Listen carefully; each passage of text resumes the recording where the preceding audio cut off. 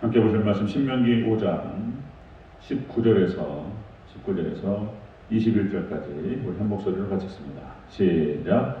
도둑질하지 말지니라. 내 이웃에 대하여 거짓 증거하지 말지니라.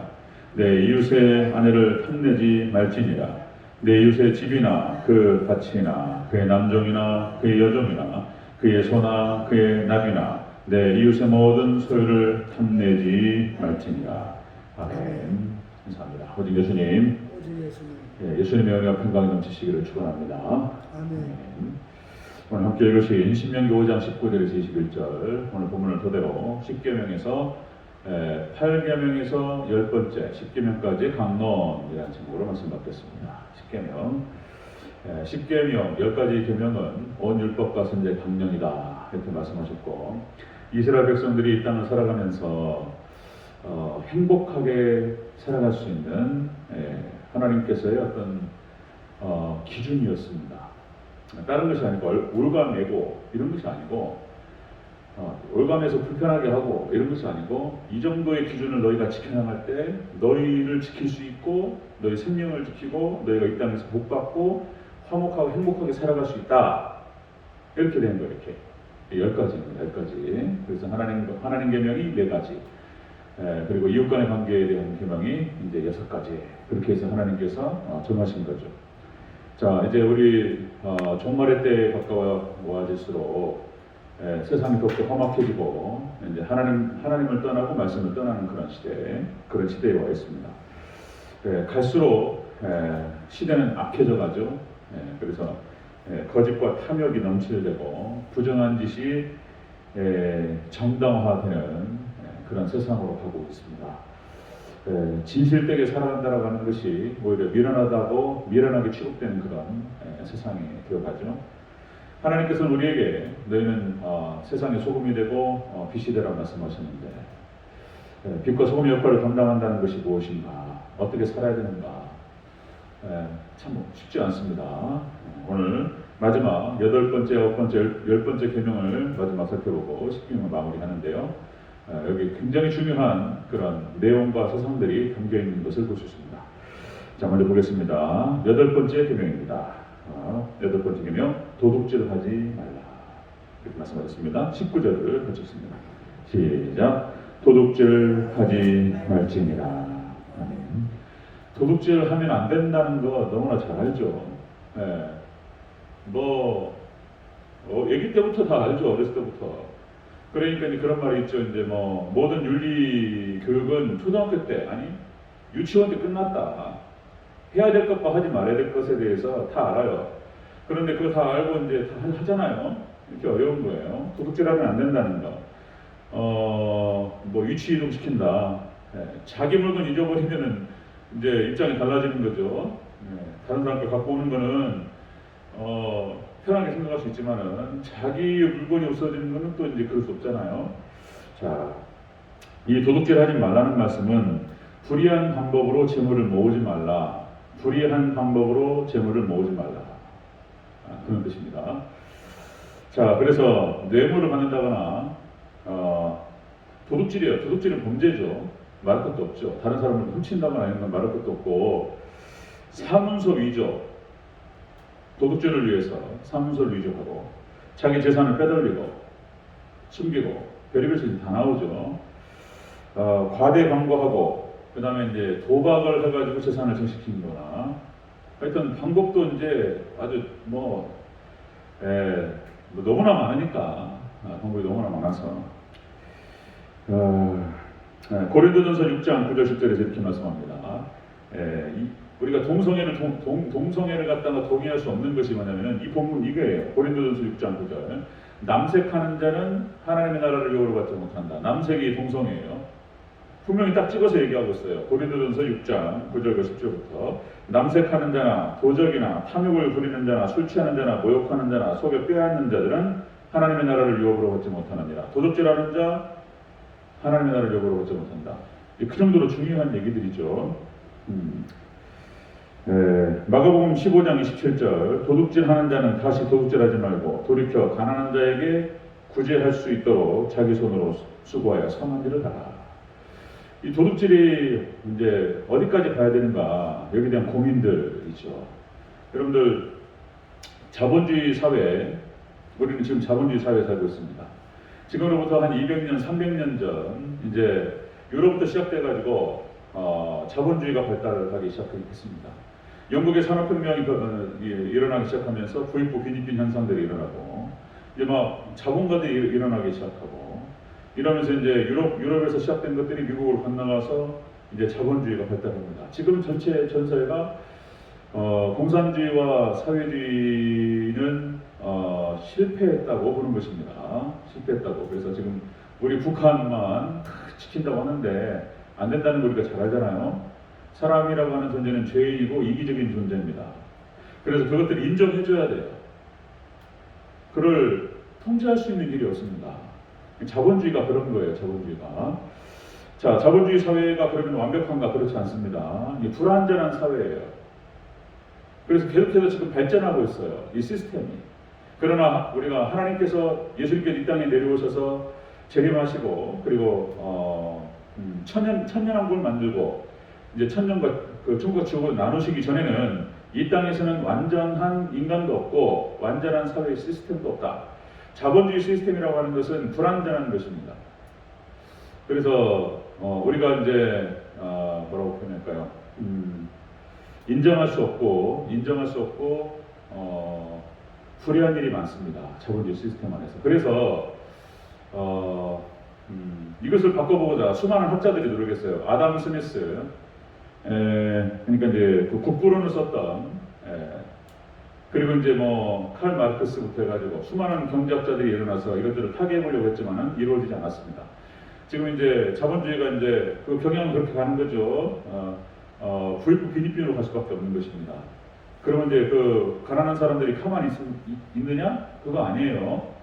가난한 사람들 가만히 있지 않습니다. 그러니까 미국 같은 경우도 이게 심화되잖아요. 그러면 흑인들부터 해가지고 반란을 일으켜요. 다 때려 넣고시고 다 불질러버려 그냥 다. 그리고 부자들 끌어다가 다 죽여버려요. 그러니까 이제 그 공산주의 혁명이 그런 거였었습니다. 공산주의 사회주의 혁명이라고 하는 것이 그러니까 이렇게 지주가 있고 농부도 있는데 아무리 일을 해도 자기 가난을 벗어날 수가 없어요. 저 사람이 일도 하지 않는데 아무것도 안 하는데 뒷짐지고 놀아다니는데 돈을 더 많이 벌어요. 이게 이게 이상하다 해가지고 이제 그걸 잘못됐다라고 하면 배우기 시작해요. 그렇지 해가지고 죽여버렸다. 이것이 이제 사회주의 혁명이었고 이렇게 막 불안한 어떤 사회 시스템이 지금까지 발전해 왔습니다. 지금은 이제 어떻게 생각하냐면 수정 자본주의를 건너가서 이제 복지 자본주의까지 오게 돼요. 이제 복지 자본. 그러니까 이제 부자들로 인해서 세금을 많이 걷어서 가난한 사람들에게 나눠주는 거예요. 그걸 갖다 정부가 개입을 해서 이제 이렇게 진행하는 것입니다. 자, 아까 말씀드렸듯이 한번 생각해 볼 일이에요, 여러분들. 뇌물을 받는 거, 뇌물이라든지 도박이라든지 도둑질 이런 어떤 부정한 방법으로 재물을 모으는 것들은 말할 것도 없고 자본주의 시스템 안에서 여러분들 금융이라고 하는 것, 돈이라고 하는 것들을 벌 때 여러분 주식 투자, 펀드, 그 다음에 채권 어떻게 생각하십니까? 금융 상품이에요. 합법이고 적법한 것입니다. 부동산, 그렇죠? 땅을 샀거나 집을 샀는데 그것이 시간이 흐르다 보니까 올랐어요. 2배, 3배. 불로소득이죠? 그걸 도둑질이라고 말할 수 있는가? 복잡한 얘기가 이제 나와야 돼요. 여기서 자본주의 시스템 안에서 합법이에요. 자, 그러면 투자와 투기의 차이는 무엇인가? 어떤 사람은 그렇게 표현하더라고요. 내가 하는 것은 투자고 남이 하는 게 투기다. 뭐 이렇게 이제 우스갯소리인데 그거는 말이 안 되는 것이고, 교회 땅값이 올랐습니다. 어떻게 됩니까? 그렇죠? 지금 재개발 재건축이 막 좀 진행되고 있습니다. 그러면 막 땅값이 오르죠, 막 아파트값이 오르고. 그럼 거기서 시세 차익이 일어나죠. 불로소득이죠. 그럼 이제 국가에서 나라에서 이제 불로소득에 대해서는 세금을 많이 징수하죠. 이제 이렇게 조정하는 건데 그걸 갖다 부정할 것인가? 자본주의 시스템은 이걸 부정하는 순간 안 되죠. 지금 여러분들 자, 그런 어떤 자그마한 부동산에 관련해서 이것들을 사고 팔 때 시대차익을 얻는다거나 불로소득이 있습니다. 여기에 대해서는 막 뭐라고 하죠. 그런데 여러분들 전 세계 3대 투자자라고 얘기할 수 있는 워렌 버핏 몇천억 달러, 몇천억, 몇 조 이렇게 투자를 합니다. 예, 거기 또 투자하고 또 투기하고 또 넘나들어요. 뭐 조지 소로스, 뭐 짐 로저스 이런 사람들 어마어마한 투자자들입니다. 자산이 어마어마해요.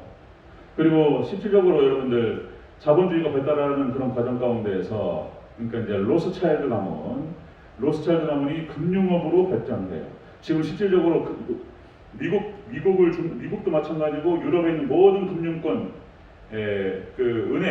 은행부터 해가지고 금융시장을 주름잡고 있는 사람들의 자본이 누구 자본이냐면 유태인들의 자본입니다. 은행을 우리가 부정이라고 얘기할 수 있습니까? 이게 참 어려운 얘기 이렇게 막 들어가면 이게 도둑질에 대해서 도둑질 하지 말라. 그러니까 불이한 방법으로 재물을 모으지 말라. 은행은 어떻게 돌아가죠? 대출을 해가지고 이자를 통해서 돈을 벌어요. 이제 그거를 관리하는 직원들이 있죠. 불로소득 아니죠.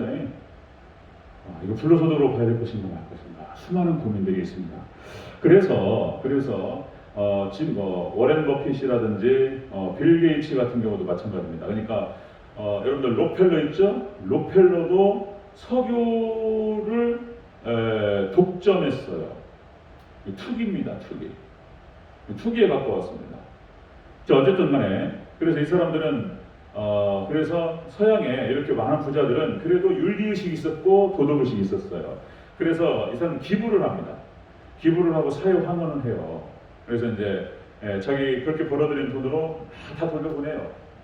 이번에 이제 우리 카톡을 만들어 김범수 씨인가요?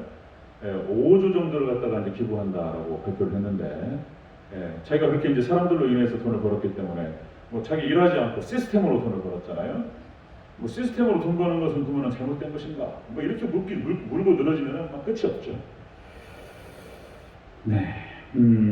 자, 도둑질 하지 말라. 우리가 8개만 가지고 많은 것들을 생각해 봐야 됩니다.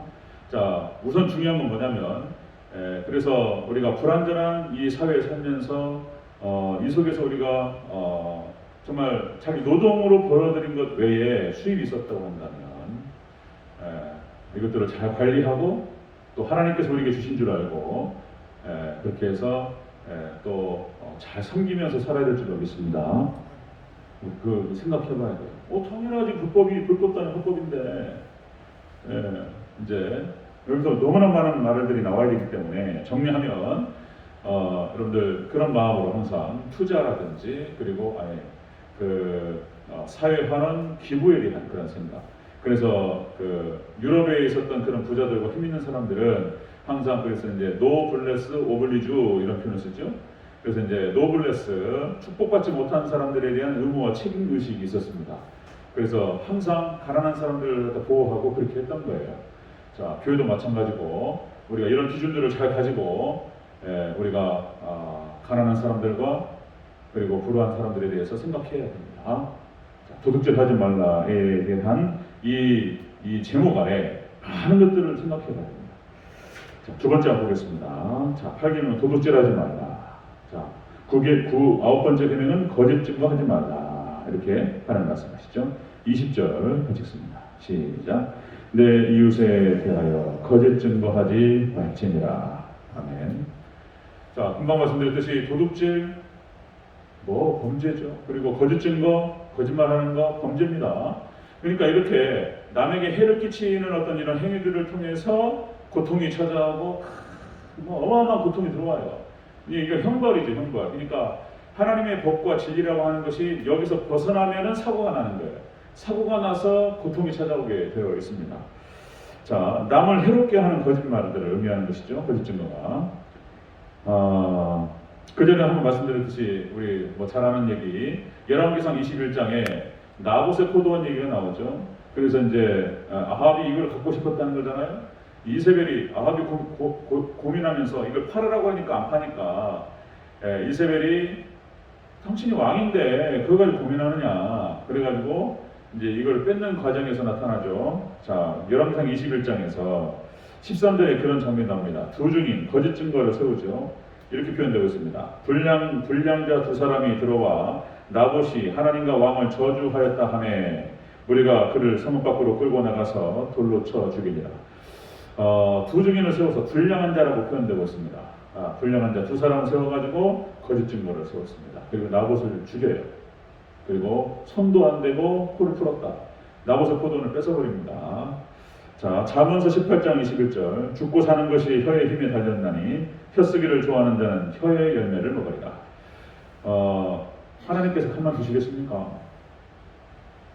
이세벨과 아합이 비참하게 죽는 것을 말할 것도 없고 하나님 심판하시는 것이죠. 죗값을 받는 것이죠. 이건 보다 보니까 예전에 한번 제가 봤던 영화가 하나 생각나서 설경구가 주연이었고요. 용서할 수 없다라는 영화가 있었습니다. 용서할 수 없다. 이 거짓 증거가 얼마나 단순하게 거짓말하는 거 우리가 참 조심해야 돼요. 정말로. 이제 이런 스토리예요. 이제 법정에서 이제 왜곡된 진술을 하는 것인데요. 어떤 부잣집 아들이 여대생 하나를 강간합니다. 영화 스토리예요. 여대생을 강간했는데 자, 이제 이것이 강간이냐 아니면은 서로 상호간에 그 합의하에서의 관계냐 이걸 놓고 이제 논쟁이 벌어졌어요. 그래가지고 이제 당시 국가수 출신의 의사였던 연구원 이게 설경구가 아니 거기 이제 그 대역으로 나오는데 전문의의 소견을 물어요. 자, 그런데 여기 주인공이 뭐가 있었냐면은 자기 딸이 불치병이 걸려 있었어요. 그래가지고 이걸 자기의 능력으로는 자기 경제로는 해결할 수 없는 불치병이었어요. 미국에 보내가지고 전문의를 찾아가지고 집중적으로 치료를 하면 가능할 것 같은데 이게 돈이 없으니까 진행할 수 없는 거예요. 너무나 가슴이 아프고 힘들었어요. 그런데 이때 딱 유혹이 딱 들어오죠. 그 부잣집에서 엄청난 기업이에요. 이제 그 의사한테 딱 와가지고 이렇게 얘기하는 거예요. 당신이 우리를 좀만 도와주면 당신의 불치병에 걸리는 딸을 우리가 살려주겠다, 도와주겠다. 말만 바꿔보면 돼요. 말만 바꾸면 돼요. 거짓 진술이죠. 그래서 밤새도록 고민하다가 딸을 생각하니까 내가 말 한마디만 아빠로서 말 한마디만 살짝 돌리면은 딸을 살릴 수 있다는데 그리고는 이제 법정에 가서 거짓 진술합니다. 전문의 소견으로 이 두 사람은 이 남자가 이 여자를 강간했다기보다는 둘이 서로 합의하에 관계한 것으로 보여진다. 이제 전문의 소견서를 그렇게 바꿉니다. 그리고는 이제 어떤 일이 벌어지냐면 이제 그 강간했던 부잣집 아들은 무혐의 처리돼가지고 풀려 나와요. 그런데 그 여대생은 졸지에 뭡니까 매장 사회적 매장을 당하고 그리고 자살을 합니다. 이게 영화 스토리예요. 그런데 그때 그 장면을 보고 있었던 이제 그 여대생이 남동생이 그런 상황을 다 지켜봤어요. 그리고 나중에 시간이 흐른 다음에 보고갑니다. 보고 용서할 수 없다. 이 제목이 그거예요. 똑같은 방식으로 그 거짓 진술했던 그 아버지의 딸을 갖다가 죽여요. 이런 장면이 나와요. 이제 자기 딸을 살리고 싶어. 이게 다 모든 아버지의 마음이죠. 자기 딸을 살리고 싶었어요. 그래 말만 조금 바꿨을 뿐이에요. 근데 그 말만 조금 바꾸는 것이 상대방한테는요 돌이킬 수 없는 치명적인 타격을 주는 거예요. 그러니까 이게 이제 하나님께 말씀하신 게 이런 거예요. 거짓 증거하지 말라. 참 이런 이제 이거 극단적인 사례죠. 그러니까 자기의 득을 보기 위해서 남을 해롭게 하는 것이 얼마나 나쁜 것인가 어려운 일이구나 우리가 볼 수가 있습니다. 자, 그런 얘기를 한번 생각나서 말씀을 드렸고요. 그래서 이렇게 하나님 말씀에 벗어나면 엄청난 고통이 찾아온다는 것입니다. 자, 10번째 개명 보겠습니다. 10번째 개명. 자, 10번째가 내 이웃의 것을 탐내지 말라. 이렇게 말씀하셨어요. 자, 21절 전체적으로 읽겠습니다. 시작. 내 이웃의 아내를 탐내지 말지니라. 내 이웃의 집이나 그의 밭이나 그의 남종이나 그의 여종이나 그의 소나 그의 나귀나 내 이웃의 모든 소유를 탐내지 말지니라. 아멘. 뭐 이웃의 집을 아내를 탐내지 말라. 내 이웃의 소유를 탐내지 말라. 당연하지. 근데 또 이것도 이것도 여기서 이제 10번째 계명을 벗어나면서 또 엄청난 또 이제 피바람이 불어요. 우리가 또 잘 아는 사건들이죠. 앞에 나왔던 내 이웃의 집을, 내 이웃의 물건을, 소유를 탐내지 말라. 나봇의 포도원을 갖다가 사라고 했는데 탐내가지고 안 판다고 했으면 넘어갔으면 괜찮은데 그거를 갖다가 뺏었단 말이에요. 피바람이 불죠. 다윗도 그런 케이스잖아요. 예? 내 이웃의 아내를 탐냈단 말이에요. 그것도 자기 부하장수 충직한 부하장수였습니다. 충직한 부하장수 나중에 알았죠. 나중에 밧세바를 간통하고 난 다음에 알고 보니까 우리아의 아내가 이게 뭐예요 이게. 깜짝 놀라서 덮으려고 했는데 이제는 사단이 그렇게 돌아갈 수 없게 만들어버려요. 예, 이제 그런 상황이 벌어지죠. 그래서 다윗의 집안에 피바람이 부는 이유가 바로 이것이었던 것을 알 수 있습니다. 나단 선지자가 이제 가서 다윗에게 했던 말이 그것이죠.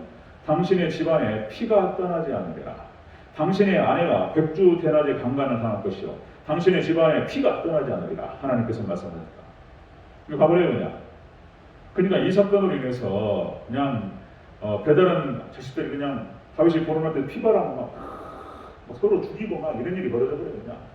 그리고 10명의 애첩이 있었다는 거잖아요. 다윗에게 10명의 애첩이 있었는데 그 애첩을 갖다가 이 압살롬이 백주 대낮에 강간합니다. 이게 이제 이런 슬픈 일들 역사들이 일어나기 시작하죠. 이게 다 뭐냐면 이 말씀, 이 계명을 벗어나 버렸기 때문에 그런 거예요. 하나님께서 딱 틀을 정하셨고 여기에 벗어나면 안 된다. 이것은 너희가 이 땅에서 행복하게 살아가고 잘 살아가고 복받기 위해서 주신 계명이라는 거예요. 우리를 불편하게 하고 우리를 묶어가지고 힘들게 하고 이런 뜻이 아니에요. 이렇게 우리가 잘 살아야 된다 이런 뜻입니다. 자, 마가복음 7장 21절 23절 이렇게 나오죠. 사람에게서 나오는 그것이 사람을 더럽게 하는 것이 아니라 속에서 그 사람의 마음에서 나오는 악한 생각, 음란과 도둑질과 살인과 간음과 탐욕과 쭉 나오죠. 이 악한 것이 그 사람을 더럽게 하느니라.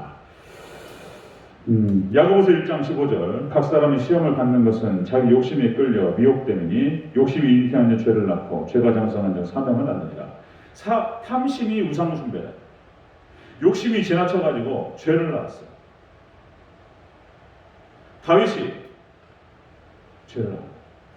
아합이 이세벨은 워낙 나쁜 여자니까 그렇다 치고 또 하나님 말씀의 기준을 율법을 떠나버렸어요. 그리고는 이제 고통이 찾아오는 것을 볼 수 있습니다. 네.